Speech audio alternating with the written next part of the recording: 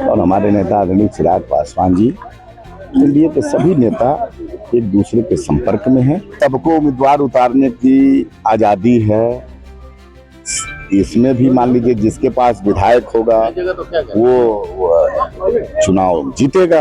अप्रैल महीने में बिहार से खाली हो रही 5 राज्यसभा की सीटों के लिए चुनाव होगा और ये चुनाव की तारीख मार्च में हुई है। 16 मार्च को इसका चुनाव होगा।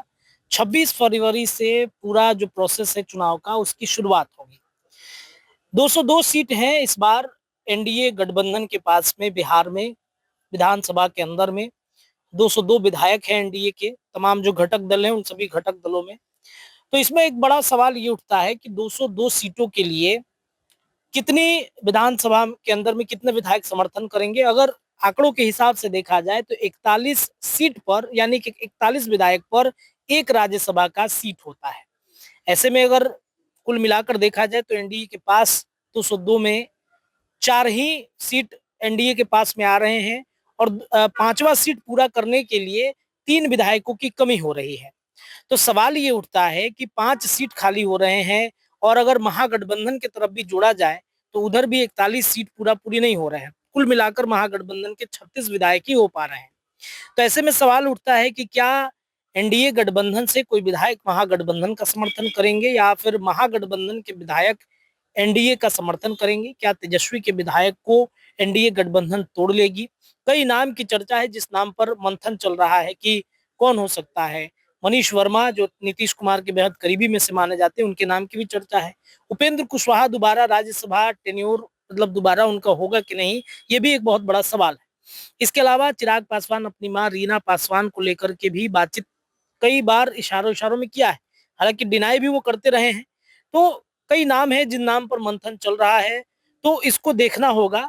तो इस मुद्दे पर बिहार विधानसभा के अंदर चिराग पासवान के विधायक राजू तिवारी से बातचीत हुई है कि क्या आप लोग तेजस्वी के विधायक को तोड़ेंगे, आप लोग 5 सीट पर लड़ पाएंगे या फिर नहीं। तो सुनिए राजू तिवारी जो चिराग पासवान के विधायक हैं क्या कह रहे हैं। देखिए शीर्ष नेतृत्व और हमारे नेता आदरणीय चिराग पासवान जी, एनडीए के सभी नेता एक दूसरे के संपर्क में हैं और जब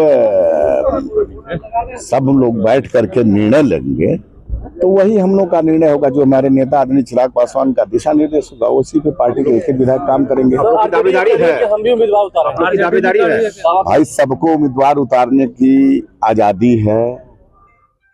इसमें भी मान लीजिए जिसके पास विधायक होगा वो चुनाव जीतेगा।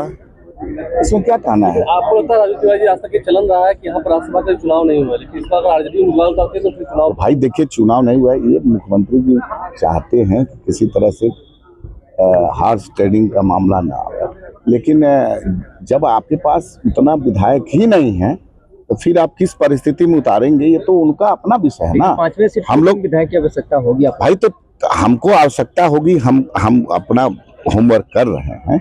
अब हमको आवश्यकता, उनको क्या, उनके साथ कोई रहने वाला है नहीं। मतलब पांचों निकल जाएगा, आप लोग लगता है एकदम निकल जाएगा। निर्णय आने दीजिए। तो आपने सुना राजू तिवारी को, उन्होंने कहा कि हम लोग मंथन कर रहे हैं किसे क्या करना है, कितने विधायक कम पड़ रहे हैं, पेपर वर्क हमारा चल रहा है। जो भी अपडेट होगा आप सभी से साझा किया जाएगा। देखना होगा कि राज्यसभा की 5 सीटों के लिए एनडीए गठबंधन अगला कदम क्या उठाता है। जुड़े रहिए न्यूज़ के साथ। बिहार से मैं रत्नेश रिपोर्ट आप सभी दर्शकों के बीच पहुंचाते रहूंगा। बहुत बहुत धन्यवाद।